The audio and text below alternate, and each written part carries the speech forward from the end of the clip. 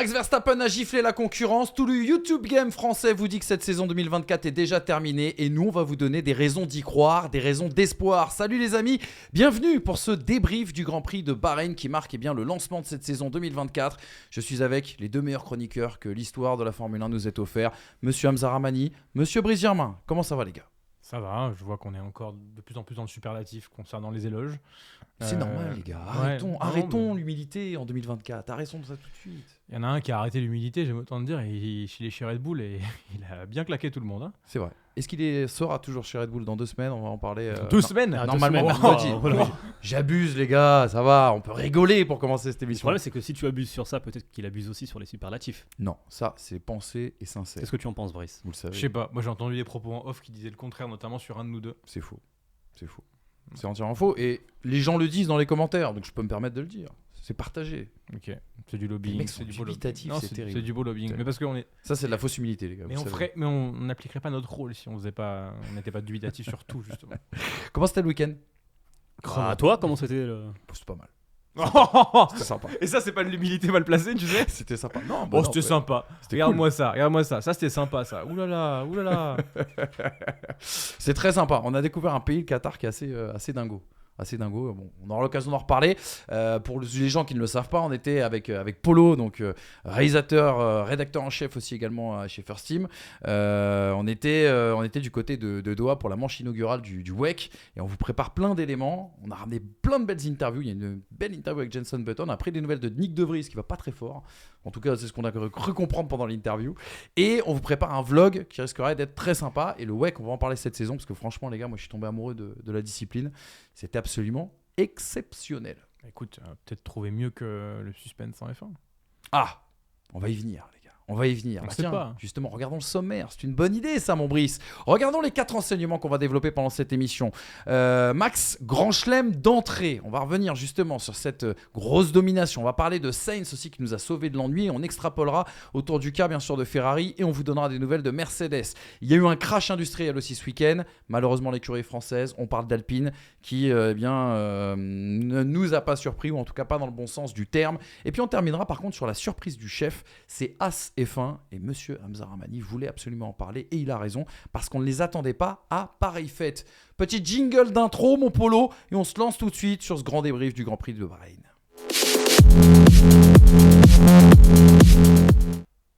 Et justement, avant de commencer d'entamer les 4 enseignements, regardons les résultats de la course. Je vais vous donner quelques statistiques, ça va résumer un petit peu les choses. 55e victoire de Max Verstappen, 5e grand chelem dans sa carrière, 8e victoire consécutive, 29e doublé pour Red Bull et 33e pole position pour Max Verstappen. Ça va, vous en avez eu assez ? Eh bien, on va continuer justement dans cette lancée avec le premier enseignement. Max et Red Bull, un grand chelem d'entrée avec ce tableau, une victoire écrasante selon Helmut Marko, 22 secondes collées à Perez. 100% de tour en tête, 57 très exactement. Une stratégie aussi également saluée par Pirelli. On rappelle que Max disposait que d'un seul train de pneus durs au départ de cette course, contrairement à la concurrence. Un meilleur tour absolument humiliant. Il a collé 2 secondes au reste du plateau pour aller chercher justement ce grand chelem. Et puis, on rappellera quand même qu'il y a quelques bémols à dire. Les rivaux déjà été touchés par la surchauffe, ce qui peut bien donner quelques motifs d'espoir. Et surtout, on a vu une RB20 qui était plutôt en difficulté jeudi et vendredi. On la rappelle, sensible au vent et surtout des problèmes de température pneus qui pourraient compter sur la suite. Qu'avez-vous pensé de ce week-end, les gars, de Red Bull ? Toute la communauté YouTube française est en PLS en nous disant que cette saison 2024 est déjà terminée. C'est quoi votre avis sur la question ? Qu'est-ce qu'une saison terminée ? Sans suspense et un copier-coller de 2023. Voilà. On pourra avoir du suspense pour les autres places. Après, effectivement, je pense que pour la première place sur la majorité des courses, ce qu'a montré Red Bull, ce qu'a montré Max Verstappen, à partir du moment où il n'a pas tout montré, il n'a pas eu besoin de tout montrer, il n'a pas eu besoin de hausser le rythme. Je ne suis même pas sûr que sur ce samedi de course, en l'occurrence, on ait vu 100% du potentiel de cette Red Bull qui en plus sera développée au fur et à mesure de la saison. On parle d'Imola pour les premières grosses évolutions. Japon ou Imola ? Je me pose des questions, mais effectivement, je pense que si Max demain veut appuyer, et Perez c'est pareil, hein. Perez il a géré la distance avec Carlos Sainz, il n'y avait aucun intérêt à pousser davantage la voiture pour terminer la course à 22 secondes, à 10 secondes ou à 35 secondes de Max. Tu termines à la 2e place, tu as ton petit matelas sur Carlos Sainz. On n'a pas vu grand-chose de Red Bull et ils sont déjà impressionnants. Après, ce qui peut peut-être nuancer cet avis, c'est que Ferrari a eu des problèmes, Mercedes a eu des problèmes. Donc on n'a pas encore vu ces deux monoplaces aussi à 100%. Mais effectivement, Red Bull reste quand même impressionnant, alors qu'il y avait peut-être cet espoir après la séance de qualification. Oui, Red Bull reste impressionnant, mais je suis encore dans l'expectative avant de dire que la saison est pliée. Je pense qu'on a tous pris un coup de massue sur la course parce que le week-end se présentait autrement. On a vu Red Bull avoir des difficultés et jusqu'à la Q2, Max Verstappen, il n'est pas du tout favori pour prendre la pole position. La Red Bull est en difficulté depuis le début du week-end, elle n'a pas pris une fois une séance de libre, elle n'a pas pris la Q1 non plus, ni la Q2 si je dis pas de bêtises. C'est Charles Leclerc qui fait le meilleur temps. Il sort en fin de Q3, alors on peut se rappeler aussi d'Hamilton qui faisait ça avec le bouton magique en fin de Q3, mais en attendant, la domination se voyait dans les libres. Red Bull a eu beaucoup de problèmes durant ces essais libres. Et il faudrait pas que l'anxiété que la majorité des spectateurs F1, pour le spectacle, je parle pas pour le potentiel haine de Red Bull, faudrait pas que l'anxiété prenne le dessus sur l'analyse technique de ce qui s'est passé ce week-end. Je pense que Red Bull est entré dans une fenêtre assez chanceuse, entre guillemets, à ce moment-là, de performance qu'ils n'avaient pas trouvé depuis le début du week-end. Ils ont fait les réglages qu'il fallait et ils les ont trouvés, mais elle a été plus difficile, la RB20, à régler ce week-end que la RB19 ne pouvait l'être. Donc, il y a un package d'améliorations qui va arriver chez Red Bull, ce qui est assez effrayant quand même pour le spectacle parce qu'ils sont déjà là. Mais en attendant, il ne faut pas oublier qu'ils ont galéré tout le week-end et que je pense que cette domination n'est pas acquise sur tous les circuits, dans toutes les typologies. Comme Hamza l'a dit, si Charles Leclerc n'a pas ses problèmes de frein, quid de cette deuxième place vis-à-vis de Pérez? Est-ce que c'est la Red Bull qui est aussi dominante ou est-ce que c'est vraiment Max Verstappen là directement? Parce que je pense que Sergio Pérez était à portée pour des concurrents. Encore une fois, Mercedes s'était raté. McLaren partait loin. Quid du rythme des McLaren s'ils étaient plus près? On regarde le rythme en course de Norris. Il est excellent. Il est quasiment à hauteur de Sergio Pérez. Donc, moi, je me fais pas non plus trop de sang d'encre maintenant. Je pense que vraiment, il y a eu une fenêtre qui s'est ouverte pour Red Bull et que quand c'est comme ça, ils savent l'exploiter parfaitement. Exactement. On l'a dit, on a quand même pris une claque sur le moment du Grand Prix parce qu'on s'attendait à un renouveau, on s'attendait à un resserrement et on a eu l'impression d'avoir un peu un copier-coller, notamment de la fin de saison 2023. Et puis après, on a écouté aussi les déclarations, découvert, comme tu le disais Hamza, les soucis aussi qui ont touché et Ferrari et Mercedes, et on a surtout lu les déclarations. Regardez ce que nous dit Toto Wolff, le boss de Mercedes, qui nous dit: Max est dans une autre galaxie, la performance était extraordinaire, malheureusement oui, il était intouchable, Pérez est à 20 secondes de son coéquipier, donc nous avons de l'espoir. C'est peut-être la lueur d'espoir que je vois, mais elle est très mince et lointaine et je ne peux presque pas voir aussi loin. Réponse d'Helmut Marko qui nous dit: j'aimerais être d'accord avec Toto Wolff, mais nos résultats jeudi et vendredi ne lui donnent pas raison. Cette voiture est plus sensible au vent et a des soucis de température pneus. À part moi, personne chez nous pensait que nous serions en pôle. C'est une belle victoire, elle est bien moins nette que celle de l'an dernier. Ferrari est à 25 secondes, l'an dernier c'était 50. Mercedes a surchauffé, sinon ils auraient été plus vite. Et puis il y a Charles Leclerc aussi également qui nous redonne un peu espoir aujourd'hui, qui nous dit: Red Bull a une belle marge, mais j'ai l'impression qu'ils sont plus prenables qu'avant. Quand on lit tout ça, les gars, et qu'on prend un petit peu de recul sur tous ces éléments, est-ce que quand même il y a des motifs, on va dire, d'être aussi péremptoire, aussi pessimiste et se dire, comme j'ai pu entendre notamment ces derniers jours, que la F1 est morte et qu'on va souffrir toute cette saison et qu'on va vivre la même saison que l'année dernière? Franchement, le pessimisme, je le comprends par rapport aux résultats, je le comprends pas quand on analyse les données techniques des voitures. Cette Red Bull-là, moi je comprends ce que dit Helmut Marko. Oui, elle est plus sensible au vent. Et les températures pneus, et c'est quand même chose heureusement importante qu'il aussi. faisait froid à Bahreïn là. Mhm. S'il faisait 35 degrés ou 40 degrés de tempête-piste à Bahreïn, enfin je sais plus combien c'était, mais mettons une température classique à Bahreïn, je suis pas sûr que le résultat ait été le même. On a vu l'écart de performance de Mercedes entre les EL2 et les EL3, ça n'avait rien à voir avec les températures piste. Donc encore une fois, je pense qu'il faut pas que le résultat soit l'arbre qui cache la forêt. Certes, Red Bull est toujours devant. Attends, je suis pas en train de dire que Red Bull n'est pas devant, mais en rythme de course, il y a plus une aussi grosse avance que ça. Ferrari et Charles Leclerc de dit, ils ont réduit de 50% l'écart en rythme de course, ce qui est pas mal quand même déjà. Quand tu vois le rythme de course qu'il avait à Las Vegas, il était proche des Red Bull Charles Leclerc à ce moment-là. Et quand toutes les écuries concurrentes, s'il en existe aujourd'hui à Red Bull, aligneront les week-ends parfaits, Je pense que oui, il y aura match sur les circonstances et que à minima, Red Bull ne dominera pas tous les grands prix cette saison. Il y aura des typologies qui ne leur seront pas favorables. Sauf que l'année dernière, quand c'était pas favorable, ils finissaient avec 10 secondes d'avance. Maintenant, qu'est-ce que ça va être cette année ? Ce que dit Helmut Marko est vrai. Au final, c'est pas l'écart avec Perez qu'il faut voir. Tout le monde dit il avait mis 11 secondes 5 à Perez l'année dernière, maintenant c'est le double, c'est 22. Oui, mais Ferrari l'année dernière Carlos Sainz termine à 25 secondes, à 50 secondes. Là, on est à 25. Et Mercedes suit déjà les Ferrari. Et les McLaren suivent déjà les Ferrari. L'axe de progression est dans le bon sens pour tous ces concurrents-là. Alors, celui de Red Bull aussi, malheureusement, parce que en fait, quand je dis malheureusement, c'est pour le spectacle, encore une fois.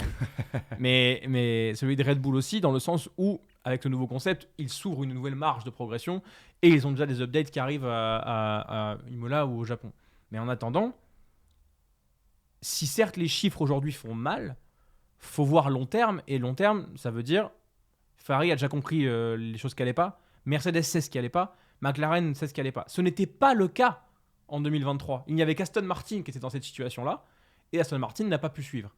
Mais là, il y a quand même des motifs de se dire que ça n'arrivera pas à tous les Grands Prix. Peut-être que ça arrivera, mais dans les données qu'on a vues à Bahreïn sur l'ensemble du week-end, oui, je suis d'accord avec tout ce qui est dit là, mais Red Bull n'a plus autant d'avance. 24 degrés de température de piste en début de course et 22 en fin de course. C'était combien en 2023 ? Certainement pas le double, mais Beaucoup presque. plus, ouais. Au-dessus des Au moins 30, 35-40.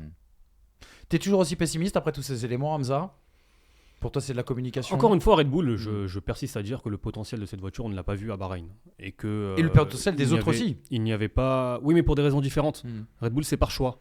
C'est par non-nécessité de pousser à la limite. Là où Ferrari a eu des problèmes, là où Mercedes a eu des problèmes, ce n'était pas le cas de Red Bull. Maintenant, encore une fois, et puis même plus globalement sur...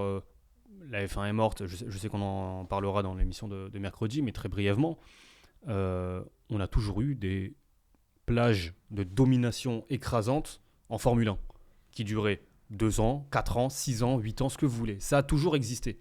Là, on est sur une situation où en qualif, alors moi j'accorde beaucoup d'importance à la séance de qualification, il y a 1 seconde entre le meilleur temps de Q1 et le dernier de Q1. À l'époque, il y a en 2000, j'ai vu la stat passer, je crois que c'était en 2016, 1 seconde d'écart, c'est entre la pole et la 5e place. Donc il y a un resserrement. Et ce qui prouve bien que c'est pas une question d'aéro, la perf pure elle est là, c'est une question de gestion de la voiture lourde que pour le moment Red Bull sait faire et que les autres ne savent pas encore assez bien faire. Quand on voit le rythme des Ferrari à voiture lourde versus le rythme de Carlos Sainz en fin de course avec les durs, où il commence à prendre le meilleur tour en course, Charles Leclerc le fait aussi, et après effectivement il y a un assassinat de la part de Max Verstappen où il met 2 secondes, mais le potentiel il est là en fait. Il n'y a plus cet écart-là, comme le dit Hamza, l'écart en qualification est supra mince. Et on n'est plus si loin de ça, de la vérité pour les autres écuries, en tout cas la vérité de la gagne et du haut de tableau, sauf qu'il faut 1, tout aligner, 2, réussir à gommer là où ça va pas, 3, le faire à la même vitesse que Red Bull le fait elle-même. Hamza, je reprends excuse-moi, ce qui était l'un de tes grands arguments en 2022, lorsqu'il y a eu justement cette révolution aéro et ce nouveau concept, ce nouveau règlement. Tu disais, la performance pure au premier Grand Prix ne m'intéresse pas, puisque moi, ce que je vais juger, c'est les évolutions, les améliorations qui vont être apportées à chacun de ces concepts, pour essayer de deviner justement où se situe le plafond de verre de chacun de ces concepts. Que ce soit le nouveau concept Red Bull ou les nouvelles orientations prises par Ferrari et Mercedes, on n'a pas de données aujourd'hui sur le plafond de verre de chacun de ces concepts. C'est peut-être là c'est peut-être un peu tiré par les cheveux, mais une note d'optimisme un petit peu, malgré cette gifle infligée par Max Verstappen. Tu sais, à l'époque, Mercedes, de la domination de Mercedes, on disait Mercedes ne se trompe pas, on n'a pas l'impression de voir une écurie, une équipe qui se trompe sur le développement, qui se trompe sur les stratégies. Aujourd'hui, c'est la sensation que j'ai avec Red Bull. J'ai la quasi-certitude qu'à la fin de l'année, la voiture qu'ils auront... ce qu'a fait Aston Martin la saison dernière, avoir une bonne voiture en début de saison et à un moment prendre la mauvaise direction de développement, je suis intimement persuadé, peut-être que je me trompe et que l'avenir me donnera tort, mais que Red Bull ne fera pas cette erreur et ne se trompera pas. C'est plus simple quand tu n'as pas de problème à gérer de gérer un développement que quand tu as déjà des choses à régler et qu'en plus de ça, tu dois avancer. On a toujours vu les équipes dominantes, on se dit, et en plus ils sont sereins. Mercedes a arrêté d'être serein à partir du moment où la voiture avait des problèmes et du coup ils ont commencé à devoir réfléchir à autre chose. Les stands de Red Bull étaient-ils aussi forts il y a 5 ans ? Certainement déjà assez, mais en tout cas maintenant ils sont devenus presque intouchables dans ce domaine-là. Donc la réussite crée la réussite et la réussite crée la sérénité, et si on a bien besoin d'un truc en Formule 1, c'est de la sérénité pour avancer, ce qui n'est pas le cas de beaucoup d'écuries, et c'est pour ça aussi qu'on a amené un mec comme par exemple Fred Vasseur chez Ferrari, c'est que le potentiel était là, mais en fait la sérénité n'était pas là et qu'ils avaient besoin de ça, s'accorder le temps, s'accorder justement calmez-vous, ça va bien se passer, pour derrière entamer une marge de progression. C'est un peu ce qu'essaie d'insuffler Toto Wolff maintenant chez Mercedes, et du coup il va falloir voir si c'est suffisant après. Mais en attendant, je trouve quand même que ces 4 écuries-là, enfin 3 écuries, parce que je ne sais pas si on peut inclure Aston dedans pour le moment, au vu du rythme de course, et on en parlera certainement. 5ème force, disait Fernando Alonso. Ouais, bah, de toute façon, ça s'est vu hier. Ça s'est vu samedi, pardon. C'était un peu triste d'ailleurs en termes de rythme de course. Mais la direction que prennent ces 3 écuries, moi, me laisse vraiment un certain enthousiasme à me dire, bon, ils sont à la chasse. Ils ne sont pas en train de regarder leur nombril en se disant ça va pas, mais qu'est-ce qui va pas, on comprend pas, et ça machin. Non, là maintenant ils sont à la chasse. Ils ont compris, le vélo a les roues gonflées, l'arbre il est droit, on fonce. En roue libre quoi. C'est ça. Polo, tu nous regardes. Oui, je pense qu'il nous regarde, Polo. Les gars, juste, c'est ma dernière relance sur le sujet. Vous l'avez dit, la stratégie elle a été extraordinaire.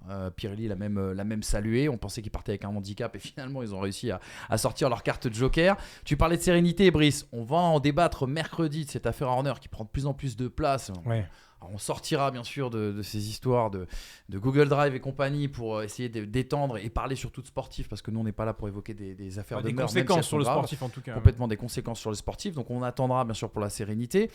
Juste le dernier point, les températures de pneus. On sait que Sakir, Bahreïn est l'un des circuits les plus exigeants, les plus abrasifs en tout cas sur les pneus. Jean-Luc Roy, l'an dernier dans cette émission, nous avait dit il y a des centièmes à aller chercher avec l'aéro, il y a des dixièmes à aller chercher avec le moteur, il y a des secondes à aller chercher dans les pneus. Est-ce que là quand même c'est pas une problématique qui, sans tirer de conclusion trop hâtive, peut poser problème pour la Red Bull, qui était l'équipe qui gérait le mieux justement les températures de gomme l'année dernière avec son concept RB19. Bah, tout dépend du réglage. Tout dépend du réglage de la Red Bull. S'ils trouvent le bon réglage, après ça ira. Mais là pour le moment ils l'ont pas trouvé. Ils l'ont pas trouvé, et la sensibilité d'une voiture, on le sait, si à partir du moment où elle est sensible sur un point en particulier, derrière tout l'équilibre pneumatique peut en être remis en cause. Donc, Après ils l'ont pas trouvé, mais en roulant tout en gestion, ils collent un rythme moyen d'une demi-seconde sur le reste de la concurrence. Parce qu'on a une tempépiste de 25 degrés. On verra en Arabie Saoudite s'il fait Exactement. plus chaud. Tweet de Jeddah si on a un 40 degrés. Ouais. Autre typologie en plus de circuit, on le rappelle, avec des virages rapides qui devraient là pour le coup faire la part belle Puis normalement à cette Red Bull. On rappelle que Sakir est l'une des pistes, si ce n'est la piste la plus abrasive du calendrier. Que Ferrari a souvent eu des problèmes dans la gestion pneumatique ces derniers mois, qui semblent être désormais corrigés ou tout du moins atténués. On verra. On verra, mais il y a pas mal de questions. Sur les softs, il y a pas mal de questions en suspens, et honnêtement, oui, il y a quand même toujours de l'excitation à voir ces prochaines courses. Complètement. Peut-être qu'on dira autre chose au 18e Grand Prix. Non mais voilà, en fait moi j'ai besoin de voir 4-5 typologies de circuits différentes, 4-5 aussi au week-end en termes de chance, parce que enfin de réussite. Et puis on verra, mais effectivement si Max gagne les 5 premiers avec la même avance, et que aussi la position de Pérez va être un bon indicateur. Si Pérez fait 2 à chaque fois, c'est quand même une différence. Si Pérez se retrouve comme l'année dernière à faire du 9-10, sachant qu'on n'aura pas encore amené la voiture au stade Max Verstappenesque, à savoir mi-saison elle devient inconduisible pour le coéquipier, parce que c'est quand même ça qui se passe à chaque fois, il y aura quand même des choses à analyser, mais ne nous mettons pas martel en tête qu'il faut déjà regarder 2025. Je pense que les 3 autres écuries nous proposent quelque chose de bien meilleur qu'en début 2023, et vu comment 2023 a terminé, où je pense que potentiellement il pouvait y avoir d'autres victoires, une d'Hamilton à Austin, une de Leclerc à Las Vegas, pourquoi pas. Non mais il y avait possibilité. Oui, il y avait possibilité, mais Red Bull a arrêté le développement au mois de juin parce qu'il y avait cette sanction, parce que du coup on apprend aujourd'hui, on le sait, qu'ils ont totalement changé de concept, donc il fallait totalement... Ce que je veux dire par là, c'est qu'au vu du fait que ça commence pas trop mal pour les autres écuries, il faut pas se dire que ça va être forcément 20 victoires de Max Verstappen, et que l'année dernière, au vu du resserrement de fin de saison, Mais ça peut. ce resserrement peut peut-être amener à un moment donné justement à plus de craquage de la part de Red Bull. Je te dis pas que Red Bull va pas dominer le championnat, je suis persuadé que Max Verstappen va être quadruple champion du monde à la fin de saison. Par contre, je te dis que potentiellement, en fait, tu peux avoir une victoire de Leclerc, une victoire d'Hamilton, une victoire de Sainz par-ci par-là, et que on va pas avoir une seule victoire lâchée par Max Verstappen. C'est quoi? Il l'a pas dit. Il l'a pas dit. Ouais, je sais. Alonso Il l'a pas dit. Il manque Alonso un nom. Il manque un nom. Il l'a pas dit. Excuse-moi, mais avec le rythme de l'Aston Martin, On va en parler. On taquine. On va en parler. Par contre, Max, c'est 18 victoires lors des 19 dernières courses. et 1050 points Tu consécutifs. sais que d'ailleurs, je te propose, Hamza, qu'on fasse un pointage à chaque émission avec un habillage sur cette stat dont tu te régales depuis 2021. Donc là, sur Max Verstappen, c'est. une saison Voilà. concrètement du début des années 2000, c'est quasiment 100% de victoire. Exactement. Et C'est quand même 16 assez victoires lors des 16 dernières pôles de Max Exactement. Verstappen. Enfin bref, 1050 points consécutifs, vous vous rendez compte ou pas? On avait dit de l'optimisme, les gars. On va pas tuer Ouais, la mais attendez, discipline. faut rendre Je à César sais. ce qui appartient à Max. Tu les gars. travailles c'est bien, ce qu'on a tu dit. mérites de C'est ce qu'on a récolter dit. les lauriers, Exactement. les fruits de... Les gars, on va parler de la concurrence. On va faire le point justement sur les adversaires de Red Bull. Mais juste avant, on fait une petite parenthèse, une petite pause. Vous savez que les pistonnés ont un commanditaire, comme on dit sur Canal+. C'est Winamax. Winamax où vous pouvez nous retrouver chaque samedi, après les qualifications, dans l'émission Pole Position. Alors, vous le savez, nous on était au Qatar avec Polo pour suivre le WEC. L'excellent Brice Germain a pris la présentation de cette émission. Il a été juste extraordinaire. D'ailleurs, j'ai rendez-vous avec nos grands patrons cet après-midi. C'est peut-être ma dernière. Je ne sais pas. T'as réellement On verra. rendez-vous ou pas? J'ai vraiment rendez-vous. On verra ce qui va se passer en tout cas. Mais c'est normal. Je le prends ainsi. Je le prends très très bien.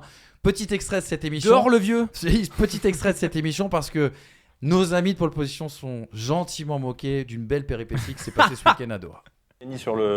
Sur le saut à la perche, concrètement, pour être à sa hauteur. Mais il y a une raison pour laquelle Manu n'est pas là. Manu se sent pas très bien. Et on a les images. Et pas dingue. Ouais.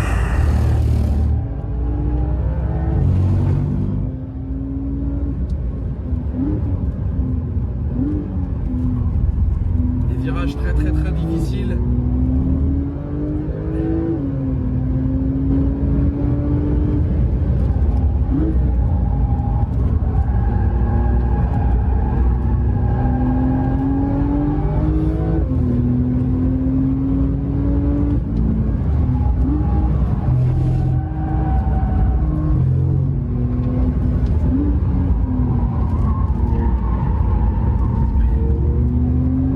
Sur l'enchaînement de là, on va remonter sur une longue ligne droite. Virage très très rapide. Avec un gros point de freinage.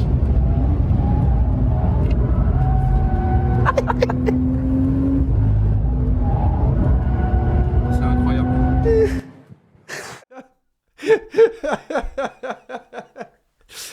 Franchement, Tu conclus par incroyable. bah en fait tout ça ce sera à vivre dans le vlog et franchement les gars, c'était Yannick Delmas donc, qui était dans la voiture, 4 fois vainqueur notamment des 24 heures du Mans. Le gars est serein, le gars est calme. Et avant, en fait, tout le monde le chauffait et disait ouais, lui, attention, hein, faut y aller, faut avoiner et tout. Je disais non, franchement, je suis pas fanat de ces genres de trucs et tout. Et en fait, il y a deux choses. On a parlé avec Yannick Delmas à la fin. Il y a deux choses quand t'es. Alors, vous êtes habitués, les gars. Mais il y a deux choses quand t'es au volant, enfin, pas au volant, justement, sur le siège passager de ce genre de voiture. C'est que visuellement, on n'est pas habitué à ce genre de vitesse, ni à ce genre Oui, d'accélération. puis en fait, c'est pas toi qui gères. Exactement, c'est pas toi qui Ouais. gères, donc tu subis. Et puis, tu es sanglé en fait dans la voiture, ce qui fait que, par contre, ça, c'est dingue, tu ressens tout dans la voiture. Quand on dit, tu sais, la sensibilité du cul, c'est vraiment ça. Tu ressens tout quand l'arrière s'échappe, quand la voiture plombe. Enfin, tu ressens vraiment tout. Et en vrai, tes organes. Enfin, moi, en tout cas, j'avais jamais fait ce genre de truc. Tes organes, elles sont pas prêtes. Alors, j'allais pas vomir malgré les images. Parce que vraiment, là, On dirait, on hein. dirait, hein. Mais c'est juste qu'en fait, t'as l'impression que. En fait, c'est tout au fond de tes entrailles. Et c'est pour ça que je dis incroyable, parce que Bah, tu franchement, sens la tes sensation, organes, elle est folle, ouais, tu vois. Tu Là. sens tes organes. Exactement. Mais tu en sens fait, tes organes. le harnais, comme il te sert à mort, il empêche, que ce soit comme en kart ou comme dans une voiture de série, qu'en fait, le corps, il fasse ça. Et que du coup, en faisant ça, le corps, le mouvement fait que ça encaisse un peu. Là, comme t'es sanglé, tu prends toute l'énergie que la voiture prend. Et à partir de là, bah, mon copain, si t'es pas habitué, Ah ouais, non. tu prends l'espèce de claque, à un moment, t'as un visage qui se déforme. Non, mais comme t'as dit. Vous avez vu Harry Potter dans le 3, le baiser du détraqueur, tu sais, quand tu te fais aspirer l'âme comme ça, là. Bah, 3 fois, à un moment, il s'en va, il est parti, Manu, comme ça. Et là, on vous a montré un tiers, un quart de tour. Hein. C'est-à-dire que là, Dans le vlog, il y aura plus. Dans le vlog, on vous montrera Ouais. les deux tours. C'est Ça sera incroyable. absolument exceptionnel. Juste comme ça, moi je suis passé dans le truc. Vous passerez aussi également dans cette safety car cette année. C'est en négociation avec le WEC. Au volant, eux non sont archi partants. Au volant, non? Bah, voyons. Si tu fais mieux qu'Yannick Delmas en termes de carrière, je veux bien. Mais pour le moment, j'ai je suis pas sûr que t'aies j'ai prouvé. des stats à montrer. Voilà les amis pour cette parenthèse. Bien évidemment, l'émission Pole Position est à retrouver sur Winamax TV chaque week-end de Grand Prix après les qualifications avec Lucas par les fins, avec Jérémy aussi de F1 à la loupe. On poursuit notre débrief de ce Grand Prix de Bahreïn. Deuxième enseignement, on va parler de Ferrari, on va parler d'un garçon qui nous a sauvé de l'ennui, c'est Carlos Sainz. Il a été absolument étincelant, notamment sur les pneus durs où il a été très très très impressionnant. Parlons aussi également de la situation de Leclerc qui a été ralenti par des surchauffes de frein, qui n'a pas pu peser sur ce Grand Prix, qui a été passé et par Sergio Pérez et par son coéquipier Carlos Sainz. Rassurant, détonnant, excellent ce Carlos Sainz sur ce week-end. C'est lui qui a été le petit piment justement de ce samedi. Bon, je vais commencer par un bémol. Mais c'est pas C'est pas contre Mais moi quoi. non, Je rigole. c'est surtout pas contre Carlos Sainz. Je pense qu'on en fait beaucoup avec Carlos Sainz ce week-end parce que la Ferrari Charles Leclerc a des problèmes. Mais du coup, je sais pas comment positionner la perf de Carlos Sainz par rapport à la perf de Leclerc si Leclerc n'a pas eu ce premier relais cataclysmique en termes de surchauffe de frein et de voitures qui tirent à droite, etc., etc. On rappelle le problème, juste parenthèse, problème de répartition des freins notamment qui aurait engendré cette surchauffe. Problème que la Haas a bien connu pendant des années, dont Romain Grosjean se plaignait, et c'était une scène assez marrante quand Vasseur va voir Grosjean et lui dit c'est bon, t'as reconnu ton problème là, parce que Charles il a eu exactement le même. Sauf que Grosjean c'était sur toute une saison. Donc non, la perte de Sainz elle est très bonne et elle est surtout ultra indicative de ce qu'on disait juste avant. Cette Ferrari pourra peut-être jouer quelque chose. Et en rythme de course, waouh, quel bol d'air frais comparé à l'année dernière. Cette Ferrari tient. Et cette Ferrari tient bien. Alors, Sainz, à côté de ça, moi, m'étonne de plus en plus parce que je trouve que sans filet, il est encore meilleur que d'habitude. Et là, franchement, Charles Leclerc, va falloir qu'il fasse gaffe cette saison parce que Carlos Sainz, il a tellement rien à perdre qu'il va pouvoir délivrer la performance pure pour aller faire son CV. Et en fait, cette saison, c'est un grand entretien d'embauche pour Carlos Sainz. La gestion des pneumatiques durs, le premier relais en soft, le fait d'aller chercher son coéquipier 2 fois, même si Leclerc avait des problèmes, il allait chercher 2 fois. Et ensuite tenir Pérez et vouloir jouer cette P2 alors même que ces softs-là ne se dégradaient pas et qu'il est quand même revenu, il est revenu à 2 secondes de Sergio Pérez. Moi franchement cette course de Carlos Sainz elle est référence et il commence à y en avoir de plus en plus des courses références de Carlos Sainz. Ce serait quand même très dommageable qu'il ne trouve pas un baquet au moins à la hauteur de celui de Ferrari l'année prochaine. Bah, il n'y en aura pas beaucoup. Du coup. Alerte spoiler. Mercedes, Si Verstappen, Aston, Verstappen quitte Red Bull. Oui, Red Bull, ok. On va en parler mercredi. Je vous le rappelle, mercredi c'est avec nous gros débat. Je tease. Oui, t'as raison, je pensais que je viens derrière toi. Excuse-moi Hamza.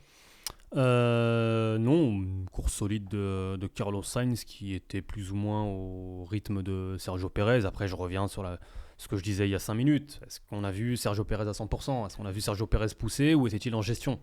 Donc, et de la même manière, est-ce qu'on a vu Carlos Sainz finalement en fin de course se dire il n'y a aucun intérêt à revenir ou essayer de revenir sur Pérez alors qu'il y avait 3-4 secondes d'écart ? 4 secondes 5. Donc, je sais pas, mais la course au global de Carlos Sainz, elle est plutôt positive, elle est même rassurante, même si je n'avais pas de doute à partir du moment où c'est souvent comme ça, lorsque tu dois prouver, là en l'occurrence pas seulement à ton employeur, mais à tous ces potentiels employeurs à partir de la prochaine saison, que tu es un pilote performant, que tu es un pilote sur lequel on peut compter, peut-être même construire. Je me faisais pas de soucis sur les performances de Carlos Sainz. Par contre, effectivement, pour revenir sur Charles Leclerc, sur Ferrari, oui, bon, bah écoute, que veux-tu ? Il y a le positif, c'est la séance de qualification. Il y avait le rythme pour aller chercher la pole. Et puis ce qui se passe en course, mais en même temps j'ai envie de me dire c'est presque rassurant de voir que avec ce problème majeur mine de rien pour Charles Leclerc, qu'il perde, paraît-il selon les datas venant d'Italie, 6 dixièmes au tour sur les 20 premiers tours, globalement les 20 premiers tours de course. Après, ça dépend de sa gestion aussi du problème, c'est-à-dire que si justement il freine différemment, il va avoir ses 6 dixièmes, mais s'il freine de la même manière, il va perdre beaucoup plus avec les blocages, Oui, c'est ça. la perte bien sûr. pneumatique, etc. Non, mais etc. c'est la conséquence du Oui, problème. mais c'est dur à quantifier. C'est pas une perte moteur, si tu veux. Ça va beaucoup dépendre du pilotage et de la manière dont tu gères ce problème aussi. Donc, tu arrives à un stade où, moi, la seule petite perturbation, je trouve, c'est la gestion justement de ce duel, puisqu'on a eu un duel à un moment entre Leclerc et Carlos Sainz. Qui a été chaud.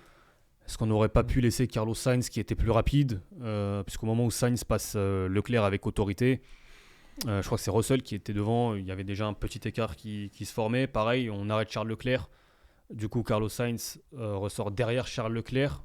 Est-ce qu'il n'y avait pas un pilote à privilégier pour aller chercher plus de points? Maintenant, je pense qu'on est vraiment sur le détail et c'est pas ce que je retiens principalement puis de on arrête Sakir. Charles Leclerc parce qu'on voit le problème et qu'on se dit il faut que la voiture revienne pour qu'on regarde ce qu'il y a aussi. Donc il s'arrête plus tôt parce qu'il a fait 73 blocages de roues sur les pneus soft et qu'ils sont cramés et qu'on est obligé de l'arrêter. Là, la stratégie, elle passe entre guillemets au second plan puisque sinon Charles Leclerc va se retrouver 10e. Les pneus soft étaient complètement KO après ces blocages. Il faisait 2 blocages par tour. Donc à partir de là, tu mets les gommes au carré, ça devient compliqué de tenir et je pense pas qu'on n'ait pas facilité la course de Sainz. On a surtout essayé de sauver la course de Leclerc parce que la course de Sainz se déroulait d'une manière très correcte à ce moment-là. Et puis un point à relever, ça a souvent suscité des moqueries. Les 2 arrêts les plus rapides, Ferrari. Ouais, c'est Ferrari. Ouais. Leclerc, je crois, en 1 et Sainz en 2. Ça promet. Et il faut en effet le préciser, tu as raison. Juste une petite relance très rapide sur le cas Sainz, surtout sur le cas Ferrari. Regardez ce que disait Carlos Sainz à l'arrivée de cette course. Carlos Sainz il disait qu'il se sentait très très bien. Ouais. Aujourd'hui, la voiture n'était pas idéale, mais ça s'est bien passé. J'ai bien géré mes pneus et j'ai réussi à remonter jusqu'au podium, puis à rester avec la Red Bull, ce qui était une surprise. Les gars, justement, cette surprise, comment vous l'analysez? Il y a deux prismes de lecture. Un, Ferrari est peut-être un petit peu mieux par rapport à la Red Bull de Sergio Pérez, ou 2, comme tu le disais tout à l'heure, Sergio Pérez en a peut-être gardé sous le pied, était en gestion en fin de course. Comment vous analysez le fait que justement Carlos Sainz ait catché Sergio Pérez en fin de... C'est très simple, on est dans un monde de la Formule 1 où celui qui économise le mieux gagne, à performance équivalente, je veux dire. Et du coup, les pilotes sortent très frustrés souvent des Grands Prix parce qu'ils ne peuvent pas attaquer. Cette SF24 a la particularité de permettre à ses pilotes d'attaquer. Et sans trop dégrader. oui, et c'est ce que Carlos Sainz disait, il disait « cette voiture est géniale à piloter ». Bon là, en l'occurrence, il ne le dit pas à la course parce que c'est plus compliqué sur les voitures lourdes, mais il disait « j'adore cette voiture parce que depuis que je suis chez Ferrari, j'ai l'habitude de devoir regarder dans mes rétroviseurs en course. Et là, maintenant, je peux regarder devant ». Et il explique que la seule gestion qu'il a dû faire, c'est quand il revenait sur Pérez, il s'écartait en ligne droite pour justement ne pas provoquer le même problème que Leclerc a eu sur les freins.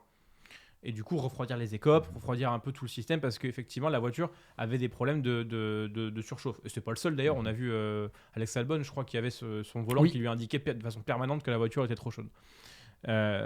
Si c'est une voiture qui leur permet d'attaquer, ça veut dire qu'ils vont pouvoir exploiter au maximum la performance de cette voiture. Et du coup, peut-être, sur les Grands Prix où Red Bull aura plus de mal en termes de gestion pneumatique, gommer cette différence qu'il peut y avoir, on parle de 4 dixièmes au tour par rapport à Ferrari, on parle plus de 2 dixièmes et demi par rapport à McLaren, ça on n'a pas pu le voir, ils pourront peut-être gommer ça par la capacité à attaquer. Et ça, pour le coup, c'est un motif qui est rassurant pour Ferrari. On rappelle, Ferrari est censé avoir gagné à peu près 1 seconde de tour par rapport aux essais hivernaux de l'année dernière. Oui, bien sûr, pas par rapport aux autres. Oui, bien sûr. Mais du coup, par rapport à Red Bull, sachant que Red Bull est censé avoir gagné 5 dixièmes, c'est la moitié du chemin qui est fait, comme l'expliquait Fred Vasseur. La moitié du chemin qui est faite en rythme pur, ça c'est déjà une bonne chose, mais si en plus de ça, Red Bull doit se mettre à économiser, et pas Ferrari, tu peux peut-être avoir 25% encore de fait, et derrière, en fait, être en position d'attaquer. Être en position de Max Verstappen en 2020, quand, dès que les Mercedes avaient une pointe de faiblesse, aller chercher quelque chose. Tu veux rajouter quelque chose, Hamza? Oui, très rapidement, sur Carlos Sainz, ce n'est que son 4e podium depuis début 2023. C'est vrai que quand j'ai pris cette stat, petite gifle, et en parlant du podium, il y a eu une polémique comme quoi les membres de Ferrari n'étaient pas présents pour... C'est pas vrai. Alors, Albert Fabrega a tweeté, et j'aurais tendance quand même à le croire, disant qu'en fait ils étaient présents, les membres de la Scuderia, sauf qu'ils étaient bloqués par de nombreux guests VIP qui étaient présents sur la pit lane. Je peux te dire parce que nous on a bloqué les gens de Porsche. C'est des choses qui arrivent. Il a checké Neymar avant de checker son ingénieur du coup. Rapide relance, là encore une fois, on reste dans ce deuxième enseignement. Je suis obligé de vous poser la question et on va la traiter très rapidement. Mercedes a eu aussi également des problèmes de température au niveau du groupe propulseur sur les deux voitures. Toto Wolff nous a expliqué que c'était 5 à 6 dixièmes de perdu par tour. Il y a eu des problèmes de batterie, siège cassé, problème de température batterie aussi également pour Lewis Hamilton. On a vu qu'ils avaient peu de rythme quand même sur les pneus durs. Est-ce qu'il faut être inquiet pour Mercedes ou est-ce qu'on a vu quelque chose ? Non, c'est du réglage. Non, parce qu'effectivement, c'est juste du réglage. Il expliquait aussi que le manque de performance sur les pneus durs venait aussi de la nécessité de refroidir, en faisant du lift and coast, de refroidir justement le groupe propulseur. Et que dans ces conditions-là, ils ont tout simplement perdu la température de fonctionnement idéale, la fenêtre de fonctionnement idéale pour l'utilisation des pneumatiques durs. Mais effectivement, quand tu perds 6 dixièmes sur un détail qui coûte beaucoup, je me fais pas de soucis et je pense qu'on reverra Mercedes très très vite au premier plan. Fondamentalement, aérodynamiquement parlant, je fais aucun souci. Bon, encore une fois, une question de réglage. Hamilton a fait des choix extrêmes, il le paye. Il pensait qu'il allait le payer grand qualif, il l'a payé également en course. C'est dommageable. Mais en même temps, quand tu vois le resserrement de la hiérarchie, si tu perds 6 dixièmes et que tu les gommes, ça va quand même te propulser assez haut. À la lutte avec Ferrari et McLaren, aisément à mon avis. Et quand tu sais que tous les problèmes de train arrière sont relativement réglés, quand tu vois l'avant qu'elle a, cette monoplace, moi elle m'a fait halluciner en qualification sur l'avant qu'elle a. Comment il peut inscrire la voiture. L'avant me rappelle celui de la W11. Après l'arrière non, mais l'avant, je l'ai vu faire, je me suis dit oh purée, ils sont de retour. Mais le seul truc qui m'inquiète, c'est que et Bahreïn l'a gommé parce qu'il faisait frais, mais elle a l'air très gourmande en gomme. Ça l'a été, mais j'ai peur sur un circuit à chaleur classique parce que mine de rien, des circuits où il va faire chaud, il y en a plus que les circuits où il va faire froid quand même. On va arriver sur l'été, etc. J'ai peur pour Mercedes qu'ils aient chopé le problème Ferrari eux. Donc à voir. Mais par contre, fondamentalement, dans l'aéro et la vitesse pure de cette voiture, je suis persuadé que Mercedes sera au rendez-vous de Ferrari, de Red Bull et de McLaren pour jouer en tout cas devant le samedi. Le dimanche, il reste encore un truc à prouver à mon avis. Et il y a une chose intéressante, c'est Lewis Hamilton, malgré tous les problèmes qu'il a dû avoir à gérer et qu'il a connus pendant cette course, est sorti de la voiture en disant mais attendez, moi je suis pas déprimé, je me sens même très très bien. Ces dernières années on était vraiment en galère, là on dispose vraiment d'une base incroyable, j'ai confiance dans l'équipe pour la développer. Enfin bref, il n'y avait pas d'alarmisme comme on avait pu le voir notamment l'année dernière. Après il sait qu'il se barre en 10 mois. Hein. Petite déclaration de Toto Wolff que je trouve qui est passée assez inaperçue. Il l'a dit à Sky Germany. Après 3 ou 4 courses, donc aux alentours de l'Australie ou du Japon, nous allons devoir décider sur le profil du prochain pilote, la jeunesse ou l'expérience, optimiser le court terme et laisser plus de temps aux jeunes afin de gagner de l'expérience, donc point d'interrogation à chaque fois. D'accord. Donc on pourrait avoir alors peut-être pas une communication, mais du côté de Mercedes, on pourrait se décider assez rapidement, d'autant plus qu'Antonelli... La préma, ça va pas sur ce début de saison, en tout cas sur cette première course, aussi bien lui que Berman. Et notons juste une chose, les gars. Fernando Alonso nous a dit qu'il nous en dirait plus sur son avenir aussi dans les semaines qui viennent, dans ce début de saison. Je sais pas. Mais il y a un autre qui est rentré dans la danse. C'est vrai, t'as raison. On va en parler mercredi. C'est le mec, il n'arrête jamais. Là, par contre, on va en parler tout de suite. On parlait de déprime, on parlait de catastrophisme. Parlons d'Alpine, les gars. C'est le gros dossier, c'est le gros sujet de cette émission. C'est la grosse claque aussi également qu'on a pris dans ce week-end.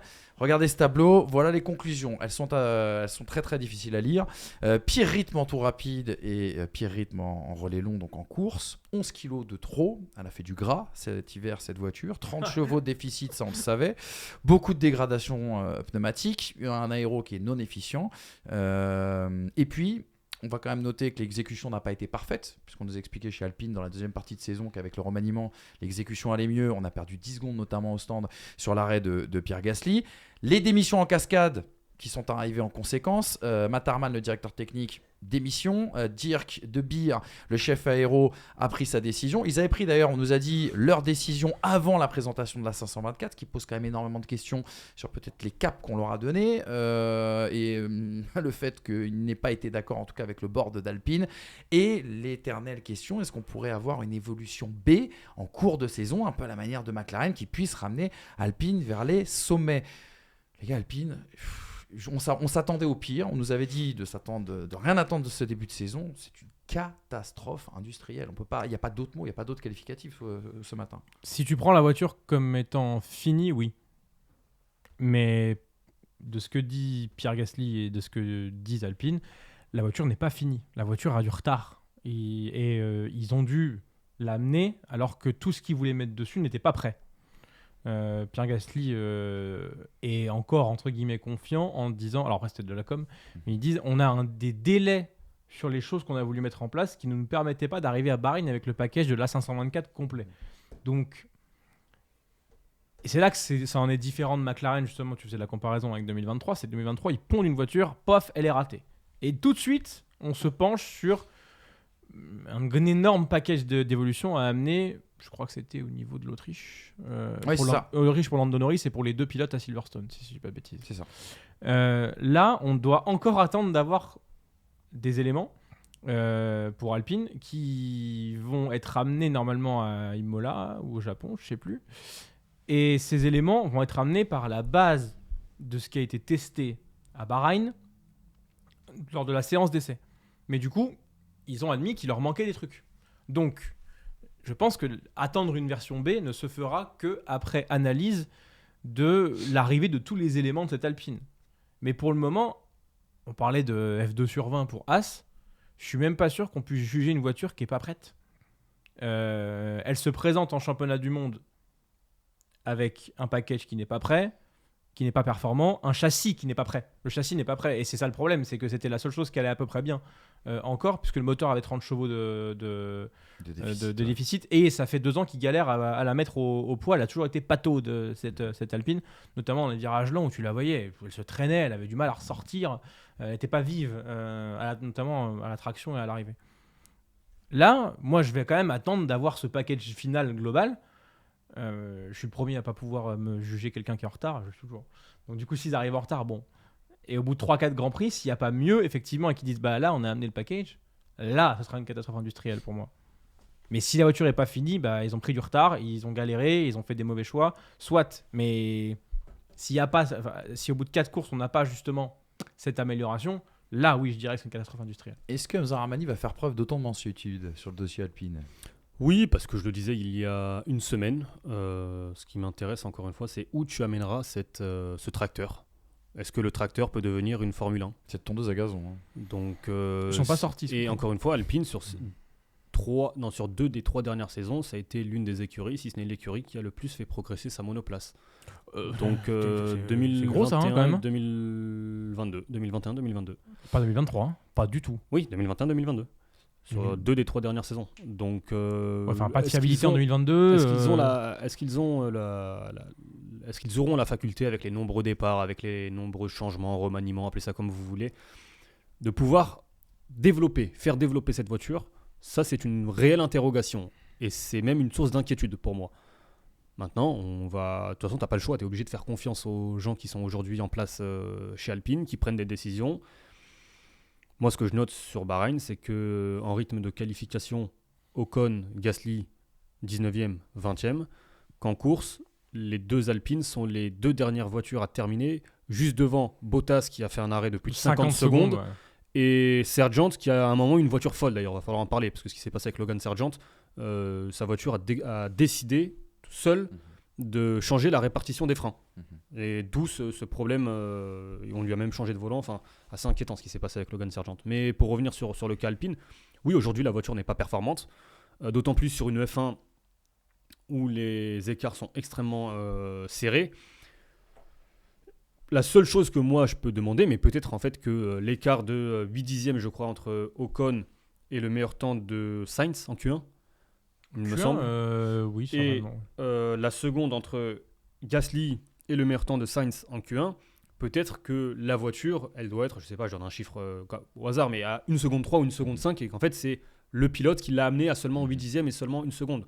Mais moi, sur ce début de saison, je vais beaucoup demander aux pilotes, notamment en qualification, pour voir s'il est possible, parce que mine de rien, Esteban Ocon, il est, je crois, qu'à 1 dixième et demi d'une qualification en Q2. Mais donc les écarts sont extrêmement proches. Rien que le problème de poids, c'est 3 dixièmes.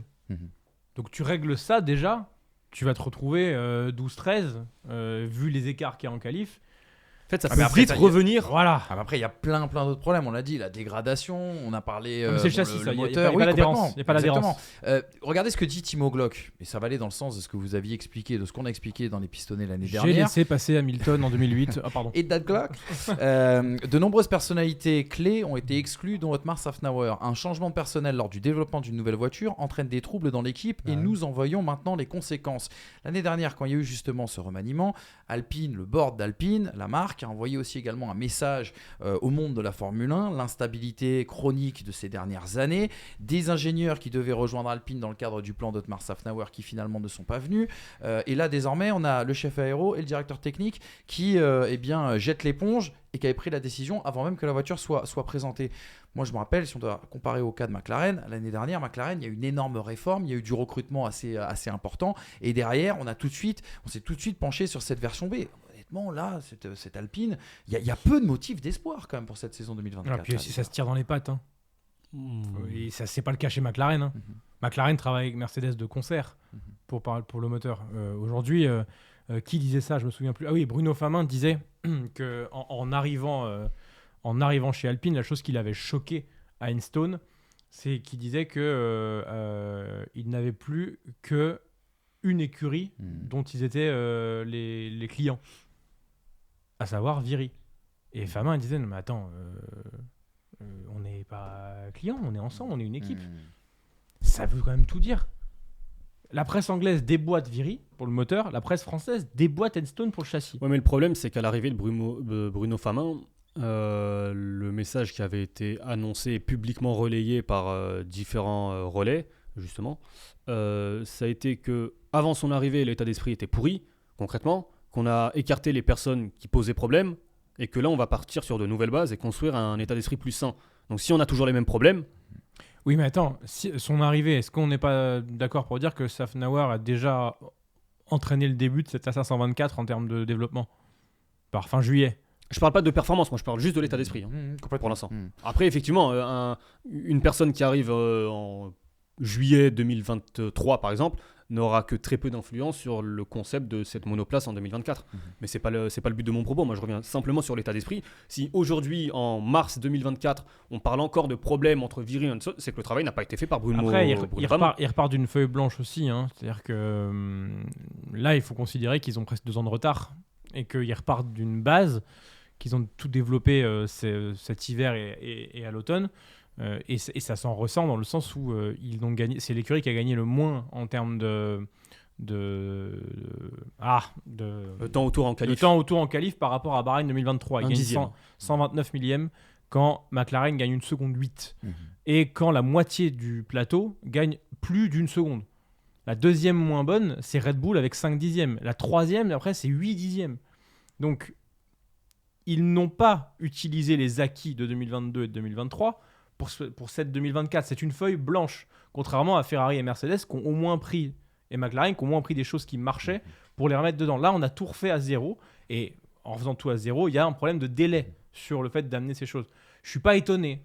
Surtout que sur cette... Ils sont pas si loin, en fait. sur Ils sont cette- derniers, mais pas si loin. Oui, c'est ça. Mais sur cette volonté de reconstruire et partir d'une feuille blanche, moi, ce qui m'étonne, j'ai lu l'interview de Pierre Gasly et d'Esteban Ocon sur l'équipe, par Frédéric Ferré notamment, il y a quelques jours.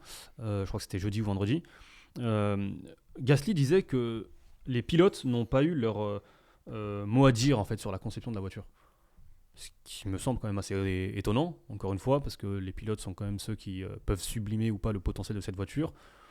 Je pense qu'on parle quand même de 2 pilotes d'expérience. Alors c'est peut-être pas... Et qui avait été recruté pour du feedback technique, je pense à Pierre Gasly, c'était les propos de Laurent Rossi l'année dernière. C'est vrai que j'ai pas trop compris moi justement cette prise de décision de leur part. Maintenant, encore une fois, moi je me mets surtout à la place des 2 pilotes qui en plus arrivent en fin de contrat. Donc je pense que la situation elle peut être frustrante. Maintenant, il faut leur demander, oui, d'être patient dans la communication aussi, de pas...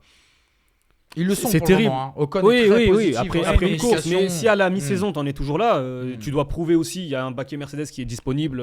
Et je pense que les deux ont forcément un œil dessus. Il y aura d'autres baquets qui vont se libérer. Bah, c'est la saison de montrer, quoi. C'est exactement. Et Là, si tu ce pourras qu'on le disait faire, tout à l'heure sur Carlos Sainz, est-ce que Ocon et Gasly auront la possibilité de le faire C'est s'ils ça. veulent fuir le navire parce que le navire coule? Moi, c'est surtout à eux que je pense. Pour revenir, et je conclue là-dessus, mais pour revenir à ce que tu as dit là à l'instant sur les pilotes n'ont pas été consultés sur la conception de cette voiture, moi je suis quand même très étonné. Ça montre qu'en coulisses il doit se passer quand même des choses, que ton directeur technique qui a été nommé il y a 6 mois décide de démissionner avant même que la voiture soit présentée. Ça veut dire quoi? On t'a pas laissé le pouvoir pour le faire, on t'a demandé de prendre une autre orientation. Enfin, ça veut dire qu'il se passe en interne des choses qui sont pas saines. On pourrait tirer plein de conclusions, mais il y en a surtout une en effet, c'est qu'il y a forcément un hic et un énorme problème en tout cas en interne. Quand humainement on comprend pas des décisions, c'est qu'il y a des choses qu'on ne sait pas en interne et que des vagues de démission ou des vagues d'articles dans la presse et puis en plus derrière une perf qui suit pas et des visages qui en disent long. Bon, c'est juste qu'il se passe des choses qu'on ne sait pas, oui, mais qui sont à 99% sûres, pas saines pour le développement d'une écurie de Formule 1 au plus haut niveau. On m'avait dit l'été dernier que le problème c'était Alan Perman qui insufflait un état d'esprit pourri, Mais qui te dit qu'il n'a pas des disciples qui sont encore dans son état d'esprit. Fallait écarter tout le monde dans ces cas-là, parce qu'en fait sinon tu ne résoudras jamais ce problème qui est là depuis des mois et des années. Et Stone veut bosser avec Mercedes, déjà ça veut tout dire. Et on nous a dit il y a quelques années que c'était juste un problème de budget, que les autres avaient beaucoup trop de budget. Maintenant il y a un cap budgétaire et Alpine a de plus en plus d'argent. Et maintenant Alpine est la dernière force du début de saison 2024. C'est une catastrophe industrielle, il n'y a pas d'autre mot. Et on nous a parlé il y a quelques années de l'objectif des 100 courses. Exactement, voilà. On y est dans l'objectif des 100 courses, tu vois, on a vu ce week-end.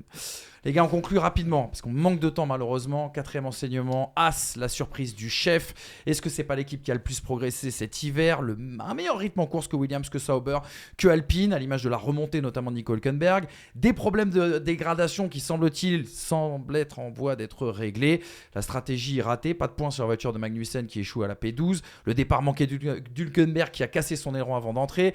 Peu de développement et malheureusement pas de points convertis. L'éternel problème de Haas qui réussit souvent ses débuts de saison mais qui développe moins et qui a un besoin vital d'être clutch en début de saison. Hamza, tu voulais absolument parler de Haas. Oui, parce que j'ai été surpris. J'ai été très agréablement surpris. Encore une fois, la vitesse de Nico Hülkenberg, je la connais. Mais sur ce qui s'est passé en qualification, je ne m'attendais pas forcément à le voir en Q3. Moi, sincèrement, lorsque tous les journalistes F1 que je suis, notamment sur les réseaux sociaux, après les séances d'essai de pré-saison te disent « Haas, c'est la dernière équipe », qu'il y a un monde limite entre Haas et le reste, même Alpine. On parlait aussi d'un écart entre Haas et Alpine. Quand je vois aujourd'hui, vendredi de qualification de Haas, le samedi de course de Haas, je prends une première gifle. Que Haas, l'écurie qui ne progresse jamais, qui ne fait jamais développer sa voiture, arrive petit moyen aussi, avec un rythme de course moyen meilleur que celui d'Aston Martin, que Nico Hülkenberg est un rythme... Alors, Nico Hülkenberg, encore une fois, le rythme moyen, j'aurais comme tendance à le nuancer en course, parce qu'à partir du moment où il y a cet accrochage au premier tour, en fait, il s'arrête, il chausse des pneus durs, mais il a son propre rythme. Libre, Exactement, il a son propre rythme, il n'a pas de dirty air, il peut gérer les pneus de la manière qu'il le souhaite. Donc voilà, par rapport à ça, je vais quand même nuancer un tout petit peu sur le rythme de course de Nico Hülkenberg, mais même Kevin Magnussen fait quand même une course plutôt intéressante, en tout cas par rapport à ce que j'attendais 12e, non de Magnussen et de Haas, effectivement. Donc c'est une agréable surprise maintenant, le spectre 2023, le spectre 2022, le spectre Haas tout court. Est-ce que cette voiture, plus ou moins performante, ou performante par rapport à ce que j'attendais de Haas sur la première course, tu seras capable de la développer, ou est-ce que même c'est l'ambition de Haas de développer cette voiture, ou simplement de se dire, rendez-vous à Las Vegas. À Las Vegas, on ramènera 2 améliorations qui feront basculer le... Ouais, mais quand tu as un package qui est sain à la base, oui, c'est prometteur. Tu peux te baser dessus. C'est-à-dire que si tes évolutions ne fonctionnent pas, tu peux repartir de ton package de base qui est performant et le samedi et le dimanche. Grosjean peut en témoigner, même si nous, on a mis beaucoup de temps avant de l'écouter pour lui dire on va finalement revenir au cours. Oui, sauf que là, c'est Hayao Komatsu qui est en charge de l'équipe et j'aime autant dire que lui-même poussait à l'époque pour qu'on remette la spec Melbourne à Grosjean et je pense qu'il a appris de ce genre de choses. Hülkenberg aussi l'année dernière. À Las Vegas, lui, il récupère la voiture d'avant Austin, puisque les développements majeurs arrivaient à Austin.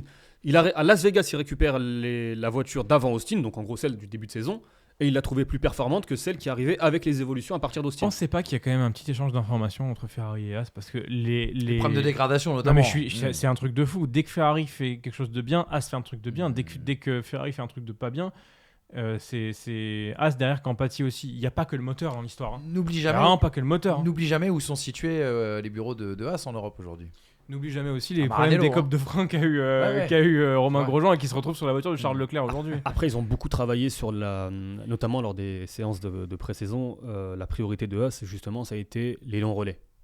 Alors peut-être aussi qu'ils Oui, mais- ont simplement trouvé quelque chose. Je te rappelle qu'en 2022, Haas annonce très clairement qu'un rapprochement très prononcé avec Ferrari, c'est-à-dire qu'à la base, c'était fournisseur de beaucoup de pièces. Maintenant, c'était un rapprochement, je pense, de développement aussi, parce que Gunther Steiner avait bien compris que concrètement, il n'avait pas le potentiel pour attirer les meilleurs ingénieurs et que du coup, il fallait entre guillemets avoir des formateurs qui venaient de chez Ferrari pour former les ingénieurs de chez Haas à développer une monoplace.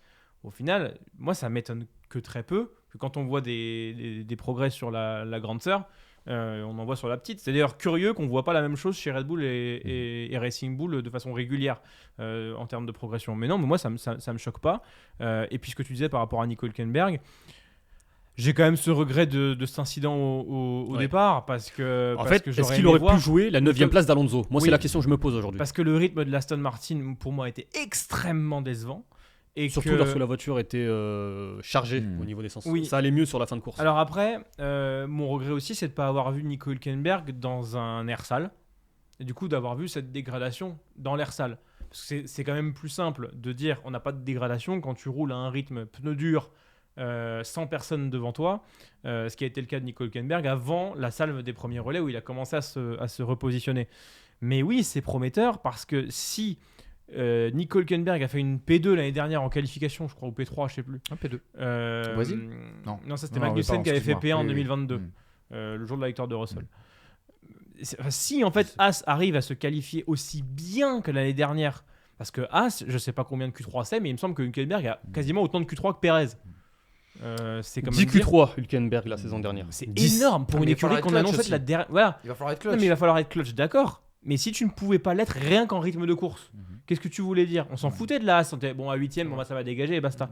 Si là, le rythme de course est là, et qu'ils ont justement cette position Q3 de façon régulière, ça peut mettre 50 points, 60 points cette saison. Donc, et c'est là qu'on va pouvoir juger Nico Hülkenberg. Parce que qu'est-ce que tu veux le juger sur de la qualification? Le juger sur un tour, mais derrière, on savait très bien qu'il allait redescendre. Maintenant, il va falloir le juger à la lutte contre potentiellement un Alonso, un Piastri, un Hamilton. Attention à la guerre du développement parce qu'on sait très bien que Haas, moi les gars, j'attends pas de révolution, même si le concept de base est meilleur, j'attends pas de révolution chez Haas. Comme tu l'as dit, la prochaine évolution elle aura lieu dans 6-7 mois. Ils font avec des Peut-être. éléments. Regardons avec les 4 ils font- premiers ils Grands font Prix avec déjà. des moyens très limités aussi. C'est la réalité de cette écurie. Peut-être légère enflammade de Brice lorsqu'il parle d'une lutte avec Hamilton, avec Piastri. Désolé, Moi, j'attends Hamilton juste, finit 7ème. moi, j'attends juste de voir avec déjà Aston Déjà, Martin, Racing ce serait Bull, bien. Racing Voilà, Bull c'est exactement, déjà, c'est plutôt enfin. ça. C'est remporter ce mini championnat, voir comment tu te comportes dans ce peloton avec effectivement Racing Bull, avec Sauber, avec Alpine s'ils reviennent, avec les autres écuries. Ce serait déjà une première satisfaction. Mais encore une fois, la vitesse de Nico Hülkenberg, la saison dernière, je parlais des Q3, c'est seulement 4 éliminations en Q1. Exactement. Attention à Sauber. Hein. Et c'est Attention à l'équipe. Sauber aussi pour Haas. Hein, Et parce Haas, que- et Haas, c'est l'écurie qui a eu en course la meilleure VMAX avec les deux pilotes. Exactement. Hülkenberg 335 je crois et Magnussen 333. Voilà pour ce débrief en tout cas du Grand Prix de Bahreïn. J'espère que vous êtes régalés. Vous nous dites ce que vous avez pensé en commentaire. Et la F1 continue. Le week-end prochain, on sera du côté de l'Arabie Saoudite. Enfin, on sera à Paris, mais on parlera de l'Arabie Saoudite. Et le mec, Parle a pour pris, toi. le mec a pris de bonnes habitudes. Mais qui part tous les week-ends. L'empreinte carbone, cata. Non, arrête, je suis parti en bus. Au gasoil. À l'hydrogène. Non. Donc voilà, l'Arabie Saoudite la semaine prochaine. Et n'oubliez pas, mercredi, grand débat sur l'affaire Horner et ses conséquences sportives. Merci Brice, merci Hamza. Vous avez été encore une fois excellents. Et j'ai hâte de vous avoir mercredi prochain. Salut les amis.